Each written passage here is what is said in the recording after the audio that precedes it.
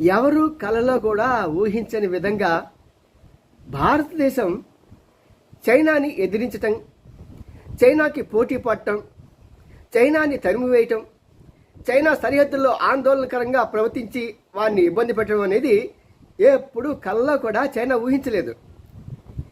ఇవన్నీ ఒక ఎత్తు అయితే, ఆర్థికంగా చైనా పతనమవుతూ ఉంటే మన భారతదేశం మాత్రం ఆర్థికంగా చాలా బలపడి 2028 కల్లా కూడా మన భారతదేశం చైనాని బీట్అవుట్ చేస్తుందని చాలా పత్రికలు తెలియజేస్తున్నాయి.